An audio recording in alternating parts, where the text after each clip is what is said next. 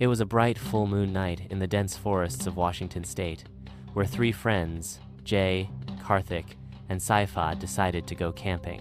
The silver moonlight bathed the woods in an eerie glow, making every tree, hill, and shadow stand out in crystal clarity. The trio had set up a tent and were sitting around a small fire, joking and sharing stories. Suddenly, a distant howl echoed through the night, rolling down from the hills. Jay jolted.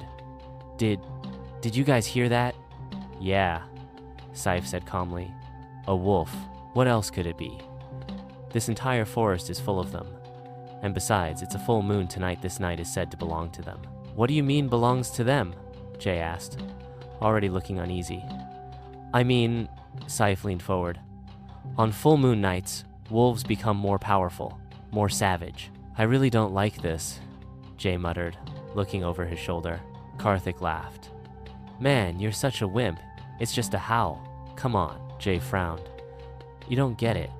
When I was a kid, back in my hometown, there were rumors about a man-eating wolf that terrorized villages. People said it walked like a man, hunted like a beast.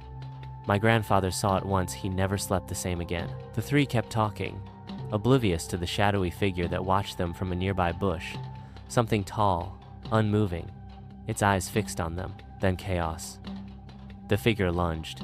A towering, 7-foot-tall man, dark-skinned, covered in tribal markings, and dressed in crude, animal skin clothes, charged at them from the underbrush. Screaming in terror, the boys ran toward the edge of a slope that dropped off into a thicket below. They turned back just once and saw the figure still coming. Jay and Saif slipped first, tumbling down the hill.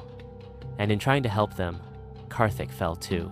All three rolled down the slope, crashing through dry bushes and landing hard on a dirt path deep within the forest. Bruised but alive, they scrambled to their feet and ran. After what felt like miles, they stopped to catch their breath. "What the hell was that?" Jay gasped. "A hunter? A psycho? What?" Before they could process anything, a strange sound pierced the quiet. A girl crying soft, distant, but undeniably human. They followed the sound through the darkness until they found its source, a large wooden box beneath a gnarled pine tree. The box was decorated with wilted flowers and strange markings. From inside, the sound of muffled sobs grew louder. "Is someone inside?" Karthik asked, stepping closer. He forced the lid open. Inside was a beautiful girl, bound with silver chains, her mouth gagged with cloth. Saif quickly untied her. She stepped out, still weeping, confused and shaken. "Who are you?" Jay asked. "And who locked you in here?" "My name is Maya," she said in a trembling voice. "I'm from a tribe not far from here. My parents died a year ago. The tribal chief, he's not just a leader. He sells human organs to outsider city doctors. I lived alone. He sold me too. They were supposed to come tonight to collect me. But you saved me." Jay exchanged glances with Saif and Karthik. "Was the man chasing us from your tribe?" She nodded slowly. "He's one of the chief's hunters. He brings strangers to the tribe for the chief to sell. Come with us," Saif said. "Our car is parked by the main highway. We'll take you to the city." Maya smiled weakly. "Thank you." Just as they started walking, a chorus of howls erupted from all directions. Jay froze. "Why now? Why all of a sudden?" Saif looked up at the moon. It had turned red. "We need to move," he said urgently. "Now." They ran for a while, but Maya suddenly collapsed, trembling uncontrollably. "Something's wrong with her," Jay yelled. "She's having some kind of seizure," Saif said. "Karthik, stay with her. We'll look for water." Saif and Jay ran off. A few minutes later, they returned with a plastic sheet full of water from a nearby stream. But when they got back, Karthik was gone. So was Maya. "Karthik?" Jay called.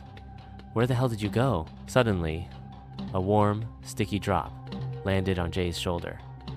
He looked up. A massive she-wolf, blood dripping from its mouth, was perched on the tree branch above. Jay screamed. Saif looked up and froze in horror. The beast lunged at them. They ran, but Jay tripped his foot, tangled in something. Not something. Someone. It was Karthik. His body torn to shreds, barely recognizable. Jay screamed again, paralyzed with fear. Scythe grabbed him, but Jay wouldn't move. The wolf closed in.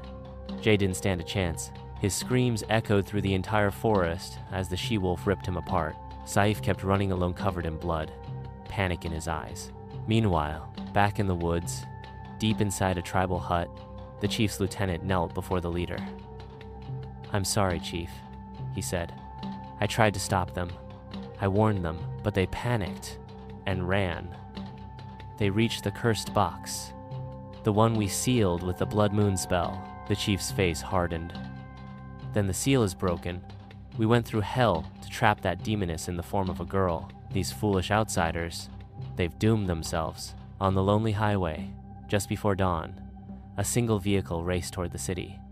Scythe was behind the wheel, blood still on his hands, eyes wide with terror. He was the only one who made it out of that forest. Alive, but not untouched, never untouched.